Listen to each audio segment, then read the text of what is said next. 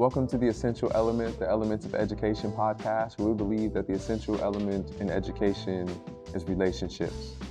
We are humans before we are educators, and our students are humans before they're students. Today we got to have an opportunity to speak with my friend Peter. He's a teacher at IDEA. He teaches about math and circuits. Before your stereotypes show up about subject matter experts and whatever your relationship with math is, Peter is an empathetic person who cares a lot about his students, and in this conversation doesn't necessarily care about the outcomes that relate to money or career, but really about the network and the support that his students receive even when they leave IDEA. Peter left quite an impression on me. I hope that our conversation leaves an impression on you. Without further ado, thank you for joining us. Here's our conversation with Peter. Our school, we really believe in relationships, and that is emphasized through mentor group. And so I wholeheartedly believe in that. What do they need? I have to be able to answer that question. And that takes a little bit of time. The biggest teacher, I think, is failure. The brain works in failure. And those failures are actually synapses rewiring themselves in your brain. And think about where you want to be.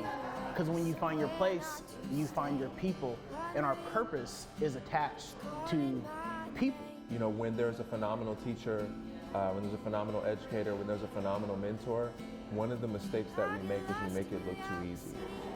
Like, everyone sees the shining moment on stage. No one sees, right, like the hard time spent.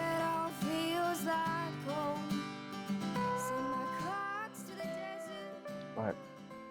Peter, thank you for taking the time today. Thank you for taking time outside of your classroom to share with us. And I'm really excited to get to know you, to learn what makes you tick, to learn about some of your philosophies and the journey, right? Like, you're one of the originals here at IDEA.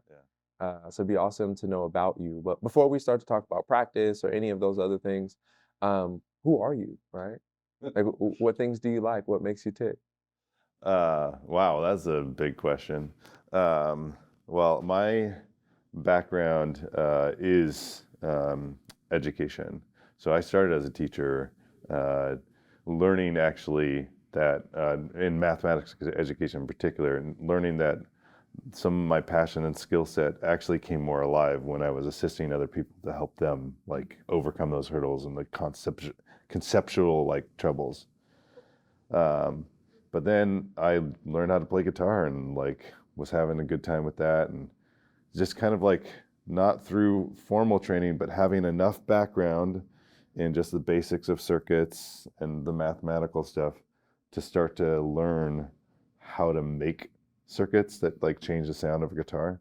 So I eventually started my own business making these things, so that when I came to IDEA, in fact, it was the exact year where I was we had a kid, our first kid, and I was it would be real nice to have health insurance and a paycheck that doesn't go like this seasonally, because of, anytime you're in an industry where you're making and producing, it's not constant, the whole time, and be able to plan like that. So let's look at teaching, and that was the year IDEA was starting. And I was they want to do project-based applicational stuff.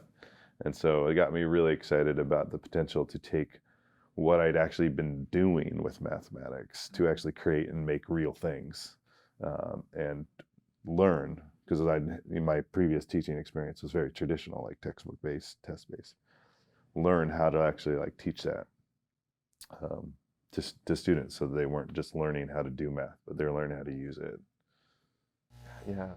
So hearing the impetus, understand why you wanted to cross over. I like health insurance too.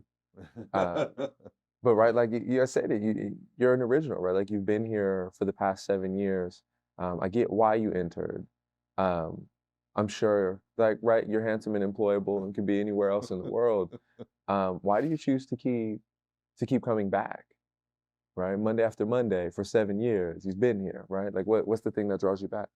I don't think I'm anywhere near done even learning that process of how to teach those sort of skills that are can be more applied to more areas than just my particular area of circuits. But like some of those mathematical thinking and problem solving, even just some of the just core skills of what does this mean, like what are the concepts, they can be applied to many fields. And learning the skill of like, how do I build something that has real meaning right now, like real exploration right now, actually prepares them for the things you would find in a textbook, and allows creative freedom and choice for students as they're going through that, so that they're learning not just to regurgitate answers, but to solve real problems. That's still something that like I'm nowhere, like I feel like still got like a 5-year like timeline to like fully realize that. So even though it's 7 years in, it's still very much entrepreneurial for me right now. Plus, I mean, I get to teach math and circuits at the same time. I mean, come on. Yeah. No, it's a party. Yeah. I'm forgive me, right? Because like my teaching experience is in like creative writing. Okay. And I love language. Yeah. And so I always pick up on, right, like the words that people use. And you've used the adjective real a lot, right? Yeah. Like this is real application. These are real people. We're solving real problems. And what are real ways in which this comes in? I'm curious, right? Like in both the way that you teach in your classroom and in the way that you operate in your mentor group, right? Like, how do you remain real with students, right? Like not just on the instruction, but these are real people. You're a real human, right? Like, where does that come in? I think one of the things that our structure affords us to do that's really important to that relationship building is to not feel like when I come to the classroom, I'm asked to be like my fastest self.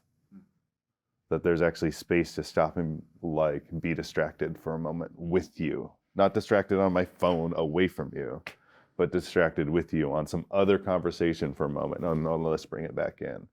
And the structure that we've been able to build, because it's not 45 minutes and gone, that then there's this more deeper learning that that those opportunities can happen. And when we develop a mentor group, it's not like what's this endless C list of things to do. There are some core things that we are supporting students and trying to, there are certain things we need to check off to help them move and navigate through high school. But a big part of it is just like, what are you about? Like, let me know about your life and your family and like what you're trying to do.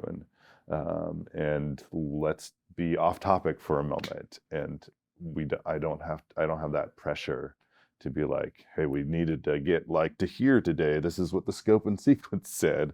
I'm off track now, and I'm not thinking about that ever.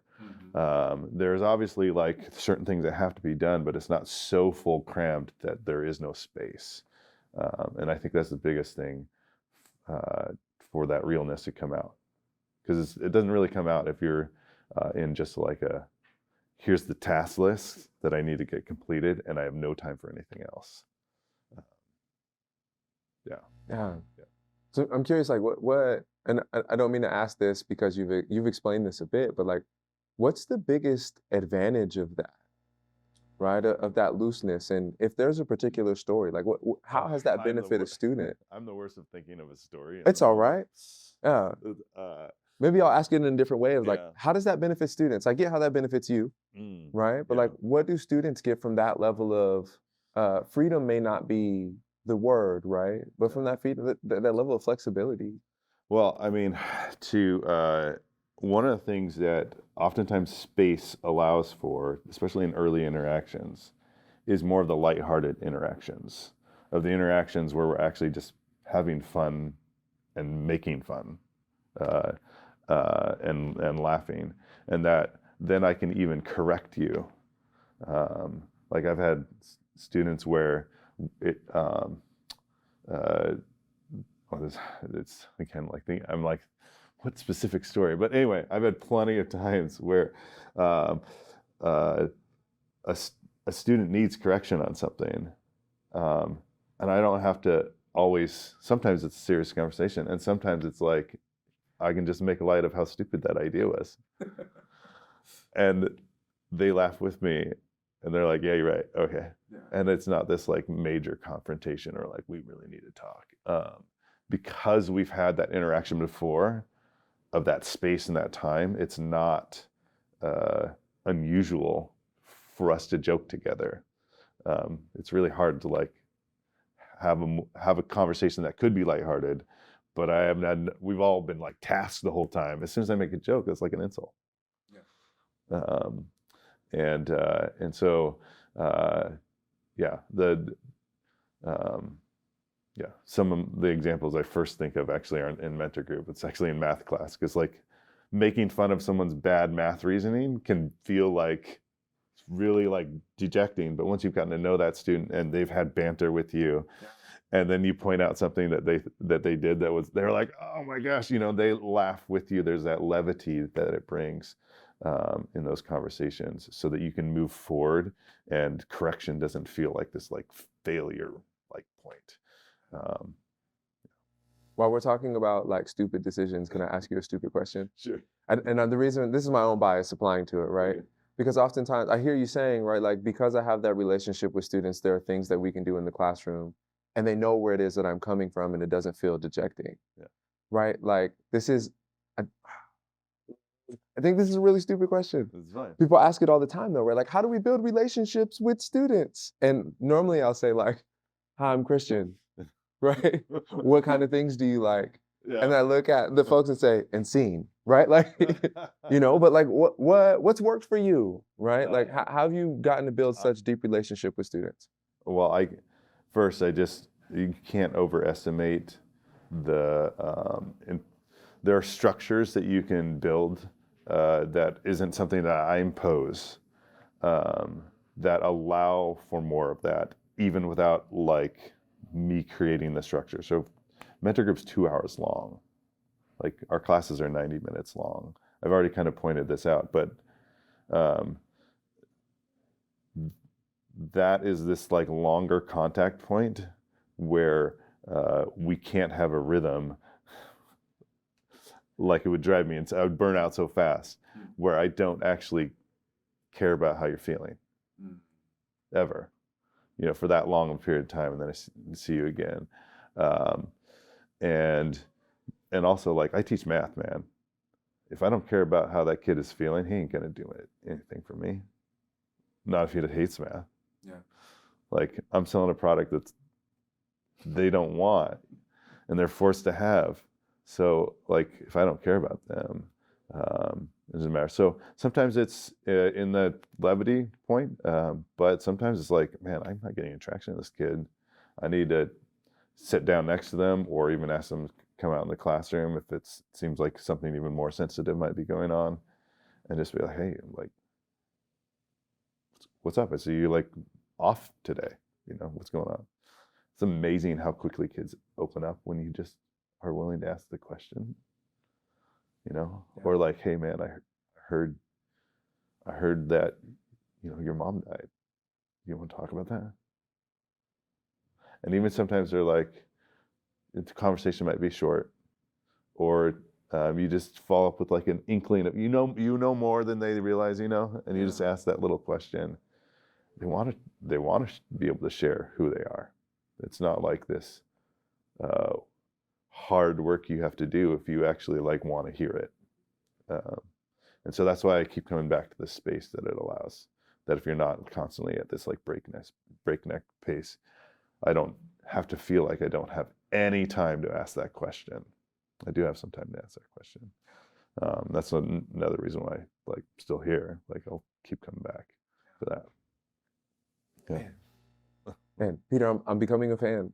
No, and I'm serious, right? Because like I think that there are times where stereotypes show up for me, and I'm curious for you, right? Like, because I don't think people's personalities nor do their leadership or teaching styles get developed in the vacuum.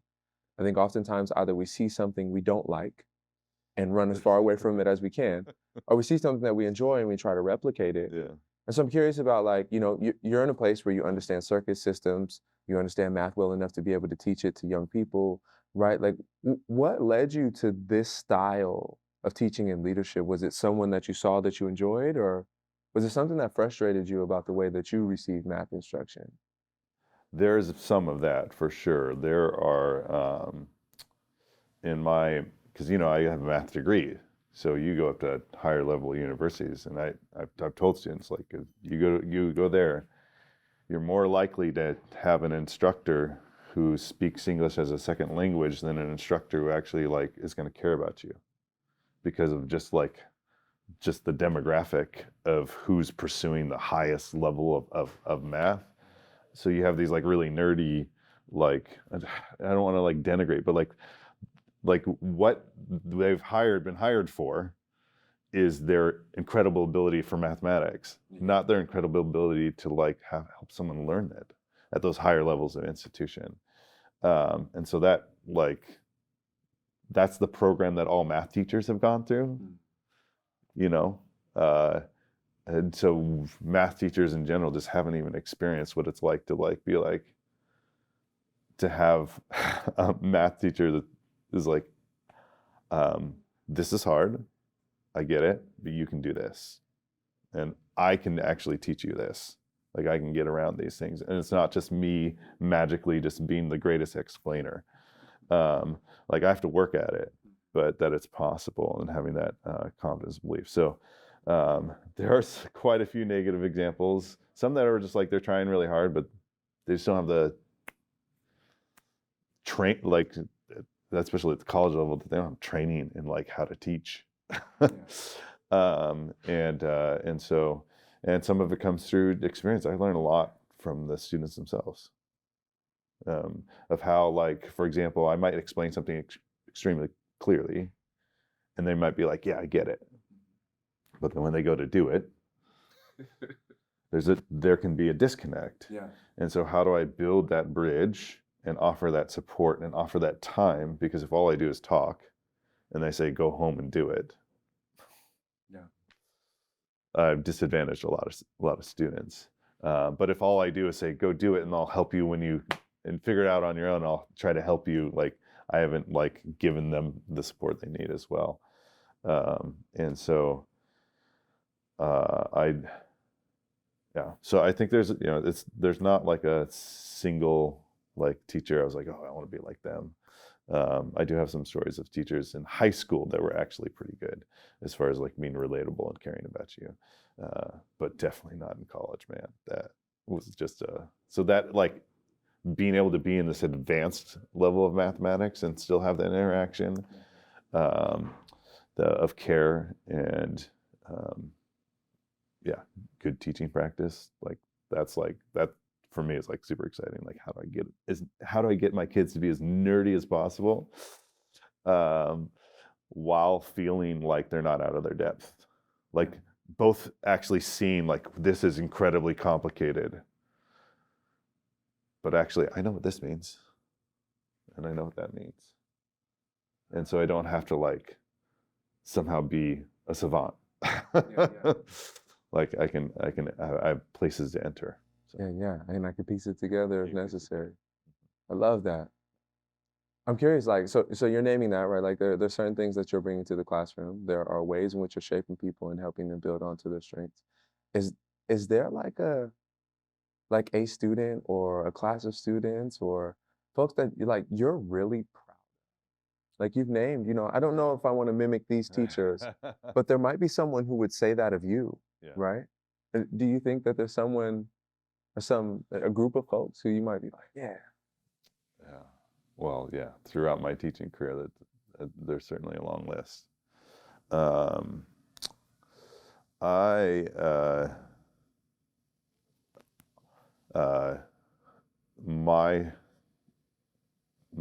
have two sort of celebrations for me that get me really excited. One is for that kid who in my classroom, they've had some natural gifting, but textbooks kind of they're this limitation. Here's what you're supposed to learn. Okay, I know how to do all those things. And to the place where now we're going to do some application, here's some choices around it, and you can make it as complicated as you want. And then having kids actually embrace that and turn in stuff that I'm just oh, you really went for that. So that gets me super excited to be able to unlock that. But then the other one is when the kids are like, I actually like coming to math class.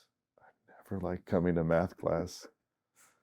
And they feel competent again, in not because suddenly they like are great with fractions, or like some of those skill things. They still, when they get to them, they're okay. How do we do this? And working it out.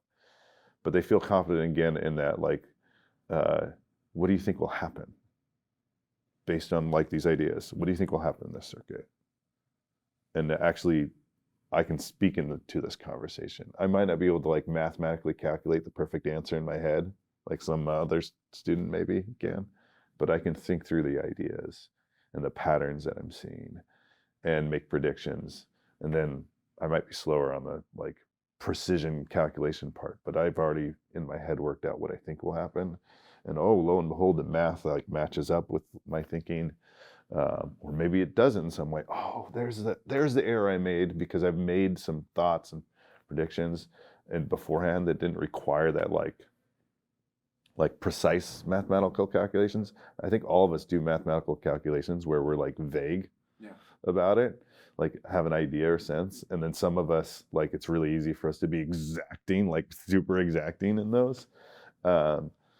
But if math is only for the people who have to be super exacting all the time, and mathematical thinking and problem solving, it's not for everyone. So I get excited about students like that who've really struggled in math and actually are finding like, this is I belong in this place, yeah, again, I always struggle to be like, oh yeah, this one student, and give you that story because that's just not the way my brain works. So yeah, you're more instead of the exact. Yeah. No, I'm hearing that, and I love that, and I'm right, because I always think about. So anyway, I'm telling you some of my business. I've had habits my entire life, right? And there are some like habits that I've improved on. There's some habits that I've broken and replaced with new habits. And what I'm hearing you say, right, is like, in that latter part, especially, like, you introduce them to a habit of like competence or confidence, right? Like, and I'm curious, right, because I know that, students don't only exist in math class, right? They go on and they have whole lives. They have other classes that they go to. They go on and become amazing humans in the world. But that, like, competence and confidence is important. How have you seen that translate, right? Like, I figured it out in math class. I feel competent and confident here. And now as a human, I feel more confident or competent. You get what I'm saying? Sometimes I feel like that's a thing that, like, as a teacher, I just get to observe. I play some role. Yeah. It's hard to like nail down exactly what that is, except for in those extreme cases where like there's some 180 turnaround. But when I talk to, I started doing for my mentees, which I was gonna start doing in 2020, but pandemic, and so first year was last year, is that I have a graduation party for my mentees, and it's a perpetual invite, meaning if they want to come back when they're 30 years old and have kids, they get to come back then, because I don't think I can really be a good mentor if I don't know what happens to them afterwards, because I don't know what real questions or needs they have in mentor group, what's really helpful, unless they tell stories to me later. And so I'm on that journey right now, but it is really cool to see kids who, came in like the really edgy troublemaker. I can think of one that it was at the graduation party, who's not actually in my mentor group, but came as the +1 to, anyway, his name was Jeremy Boyer. Zach Barnell would know who this is. And it just, like, here's what I'm doing, and I know it was such a like problem maker or whatever. I was like, dude, like not really. Like, you overestimate that in your brain, but still it's like this like mindset change that you can see is happening as they step out on their own. And those are things that I can't and we can't be like, yeah, this thing and this thing and this thing and this thing we did has led to that shift. But we were along for that ride. But then also hearing other students who are like this is not going so well. Okay, what are some of the things that we can prepare better for? But I'm excited for that journey because I only just got to start it last summer.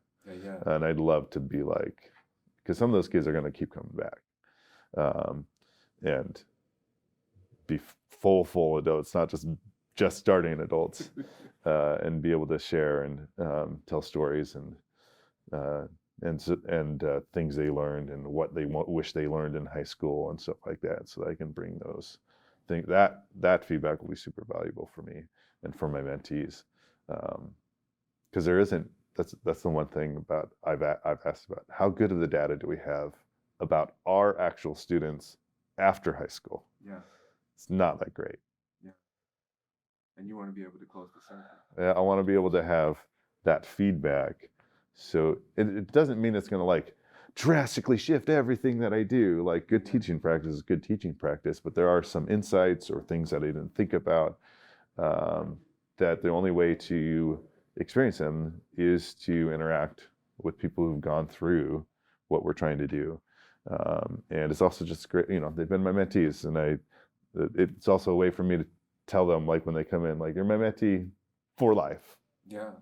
Like sort of, kind of like for life. We're gonna have a graduation party. You're invited.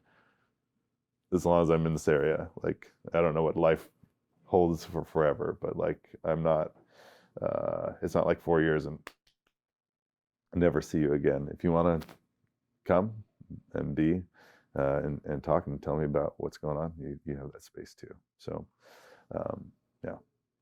Anyway, so I don't know if that all answered your question. It does. It does. And I think the thing that I'm really enjoying about this conversation with you is that you're genuine about this, right? Like, I can see it on your face when the levees are getting ready to break, right?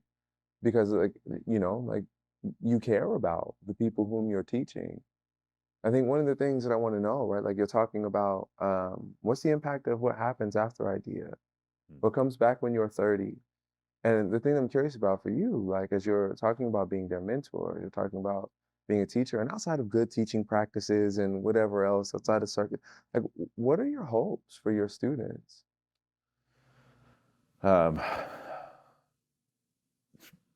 There's only so much that, like, within my practice that I can do. One big hope is that there is some extra confidence that they have that this world has actually caring people in it, and people who can be trusted, no matter what your upbringing is, and that you are valuable enough to have relationships with those people. That's a big one, like, fundamentally. But then also some of the things where it's just like, what are some of the practical tool sets and skills that you need to be able to make that step out into whatever direction it is, and to be able to adjust when things fall apart, and to have those support networks, so then when you hit those low seasons, you're not just completely on your own. I mean, how many people right now out on the streets? I think about that, like, how many of my students is that going to be? If they don't have a network, if they don't have not just a family, but an extended network of people who support them. Like, no matter how, like, disciplined or, like, smart or whatever, like, list of positive attributes, life happens.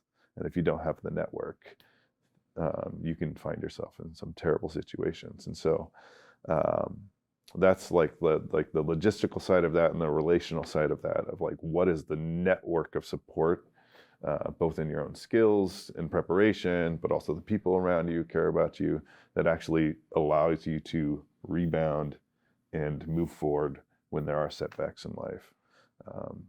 That's the biggest one. Yeah. Like what how much money you make? Okay.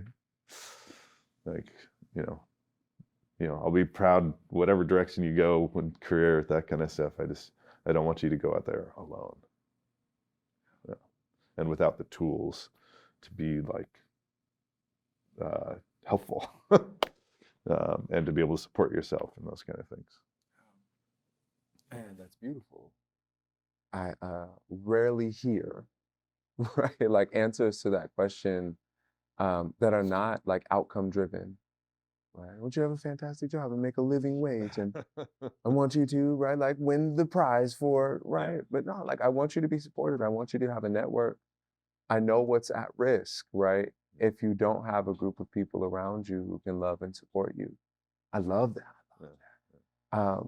Because you care about the people who you're with. Can I ask you a bit of a petty question, Sure. Peter? Because you've been asking like a lot. I mean, you've been answering with a lot of like loving answers, and I'm like, does Peter want to fight people too?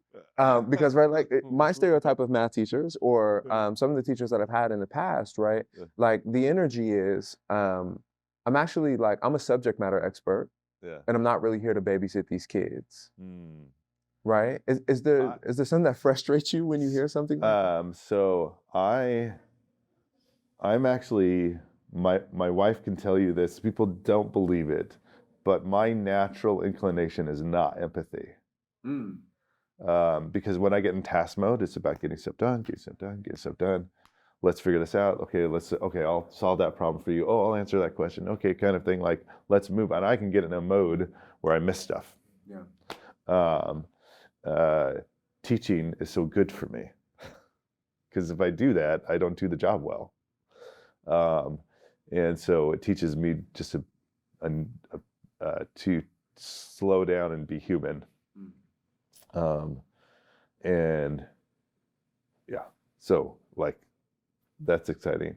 My pushback is like on people who like here's the job, here's the details. I'm not like babysitting anybody. Like teaching isn't about babysitting them. Like to like get them to like, oh, here, let me do a bunch of things for you because you can't do them for yourself. It's if you're not doing it for yourself right now, this is particularly in high school. I'm talking high school right now. If you can't do something for yourself that you should be right now, something is wrong. Something is preventing that. Either it's your belief about something. Maybe I need to confront that. Doesn't mean I'm soft all the time. Maybe it's what you've been hearing from other people for years. Maybe it's just the moment that you're having. But there is something there that is preventing that. I've just found that most students, if they understand what they're doing, like math. Yeah. Because you're thinking about stuff and solving things, and you're getting that like dopamine hit of like a reward of like confirmation that I did something correctly. Like if you understand it, I haven't had very many students be like, I really am good at math. I hate it so much. Like, not real. That doesn't really happen. Yeah. It's the like frustration with not understanding, and so I find that it's it's a shooting yourself in the foot, short-sighted approach to be like, here's the nuts and bolts. If you don't get it and don't work at it, you're not going to understand, and I don't have to deal with your motivations or your beliefs or anything like that. It's like, do you know who people are? People are not. If you want to have that attitude, go work with computers because that's how they work. People don't work that way. That's just not how we learn. It's not how we develop. I been long reflecting about the things that I've really dove deep on and really learned. How did I get there? And it was never driven by someone telling me I needed to learn something, or that if I didn't get a certain grade, then this bad thing in the future would happen to me. Like maybe I would check some boxes to like make sure that bad thing didn't happen to me in the future, but to really learn it, to be excited about it, to engage my full mind, that's not what motivated me. And the way that I stepped into it wasn't into the deep end first. I think sometimes we expect kids to learn how to be composers before they just learn how to copy musicians. Get my t-shirt ready. Yo, say that one more time. Well, like when you learn music, what do? You pick up someone else's music and you learn how to play what they did already. You're not thinking about the creation process and what I can embellish, and then maybe you level up to cover songs where you're like creating your own version of someone else's song. But you don't start with composing music and music theory and all that sort of stuff. If you did, I'm sorry for you. That sounds like you would hate music. Yeah. The composition of music and the music theory and all that stuff is for people who love music already. Yeah. And so when I teach something that is called this is why I probably use the word real a lot. In math, there's something called the imaginary number. Yeah. And the other kinds of numbers are called real. Imaginary numbers, it's a two-dimensional number system that can be applied in circuits and in lots of other fields. It's a way to actually use numerical systems to predict real outcomes. The word imaginary is the worst word possible, but in math textbooks, they're just like, okay, let's just solve equations that have this number system. But not like, hey, let's play with some circuits that make us go, wait, that blows all my logic for how numbers work. Like, let me just mess with some circuits that, and then think about the implications, and then think about the geometry of how that must work, and then now let's introduce this number system. We just are like straight up like, let's go to music theory and composition before we learn how to just, be a cover band. Yeah. So to tinker and have fun Yeah. and play it. Man, now I got to revisit the way that I've loved or learned math. I'm like, yeah, no, that really needs to exist on the front of, that's an amazing perspective to have. Can I ask you a final question? Sure. Peter? I've thoroughly enjoyed our conversation together. You're coming into this game, right? Like maybe with a non-traditional background, or right, like I did this first and then found myself here, and then I did, right? And there are some beliefs that would say like the 30-year teacher is the teacher who knows the most, and we go and get that from them.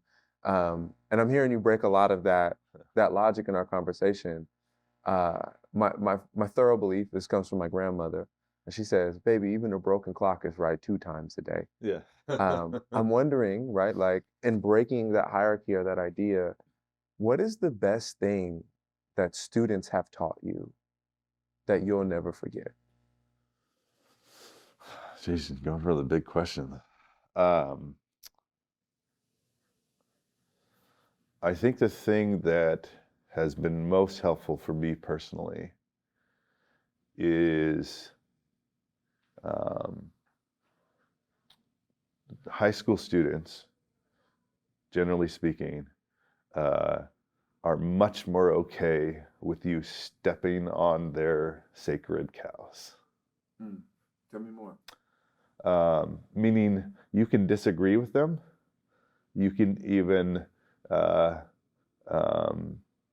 poke a little fun at their expense. Obviously, with the relationship, you're not trying to like whatever. And ask them to consider like a broader perspective of something that might be really entrenched. And they're willing to hear it. It's possible. It feels possible to them that they could be wrong. Yeah. Because they experience it a lot still. And for me, that is hugely instructive because I might be further down the line, but I'm still just as human as they are. I experience the same emotions, the same motivations, the same inclinations to bad thinking, self-centered, like whatever. They just get to be both a mirror of what I do, in both good and bad, but also an example of how it's possible to live with people who completely disagree with you and still care about them and still make space for, they're not stupid. They're not just stupid people, and make space for that.